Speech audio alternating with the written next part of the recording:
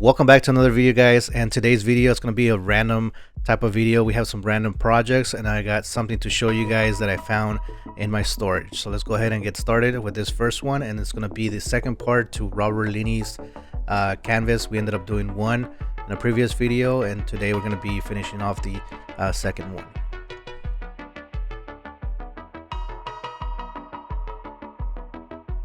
In the previous project that we did for Robert Linney, the background was a little abstract, and we ended up coloring the boxing gloves with a little bit of a gold glow. This time around, we're gonna keep it classy and just do a straight out black and white, and keep it kind of subtle.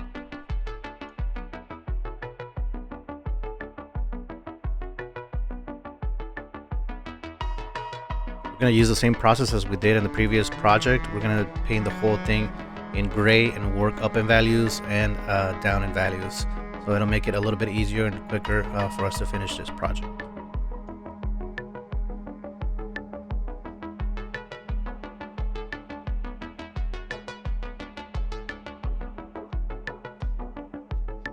Every project that I do displays some sort of emotion, and I always have that in the back of my head every time I start a project. So for example, this one, I wanted it to be kind of classy but dramatic at the same time. So with that being said, like, I hold that emotion in the back of my head while I'm painting, and I kind of, every time I lay down a layer of paint, I want to make sure that that's being applied to whatever project I'm doing at the time. If I'm thinking I want something fun and wild, then I kind of keep that in the back of my head. This way I can continue applying that feeling on every single layer for every single every single color that I put on the canvas.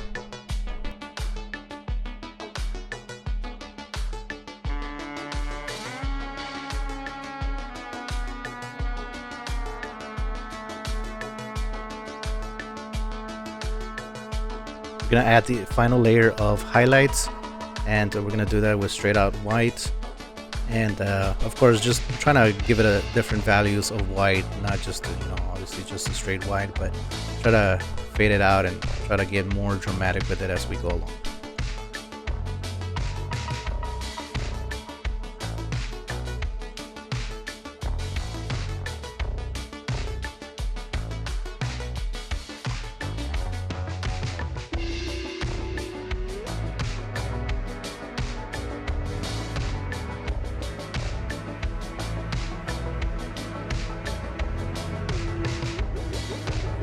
Alright, and we are done with this first project. Let's go ahead and take a look at what it looks like and move on to the next one.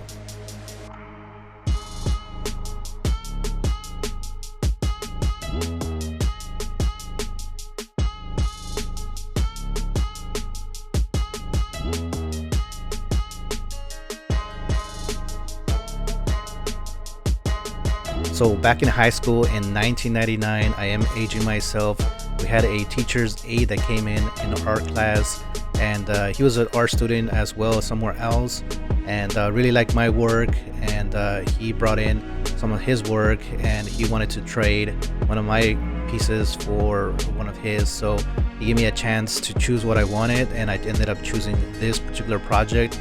It is an exercise that he did in college, where they took two different photographs and try to create a morph style, I don't know what a series of different drawings, trying to morph those two together, and I thought that was a very unique idea, and I ended up choosing that one. And I can't remember which piece he ended up picking, but he ended up picking a pretty large one as well, and I thought it was a great trade. Until now, I still have these pieces, and I really like them.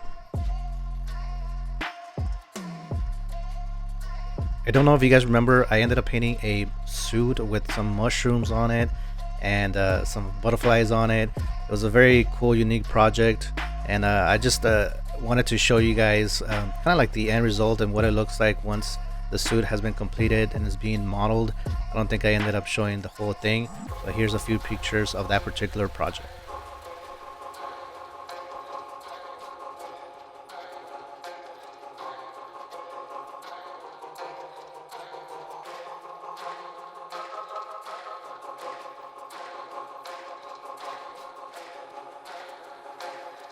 Well, the guys that came around with that mushroom suit are coming back, and they're giving me a new project. And this time around, we're doing some tank tops with a very unique design.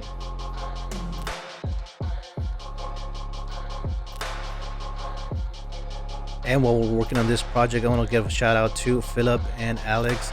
They run Big Bud Press. They have a shop here in California, in Los Angeles, and also in New York City. And they do a lot of crazy fashion. It's very unique, almost has a 70s vibe to it. It's very colorful. Most of the prints that go on their apparel are hand printed. It's not like a big screen printing. They actually have like special I guess like pads that they use to print all their stuff, and it's like literally like hand pressed. Like there's no machines whatsoever. So it's very artistic. So I'm gonna leave a link in the description below so you guys can check them out to check out their stuff. Very cool things.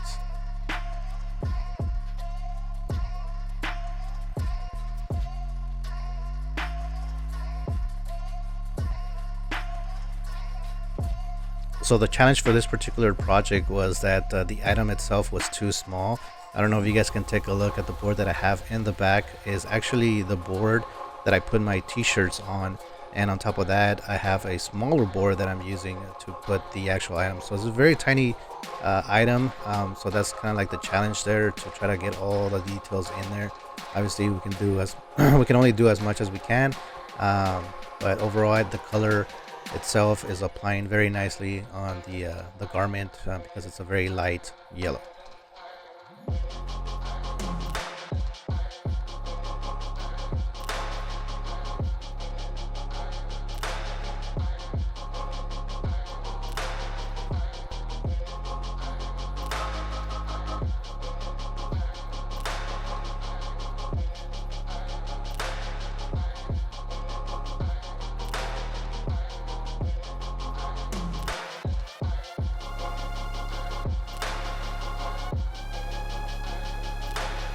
And we're coming to the end of the first tank top. All we got to do is just cure the acrylic onto the fabric, and we should be good to go. And let's go ahead and move on to the next one.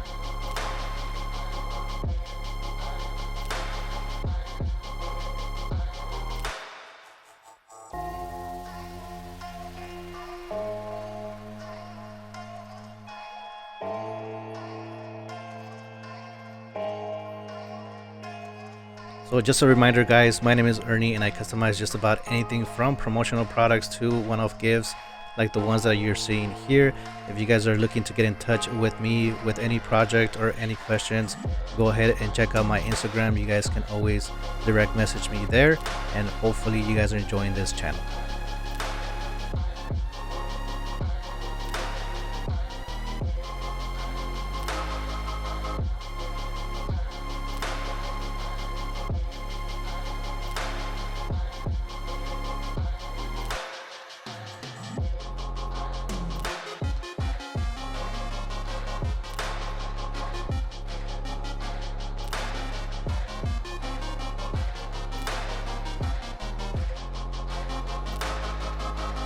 And for this last project, we're going to be using 3 different stencils, one for the white, one for the black, and one for the red stripes that are painted on the curb.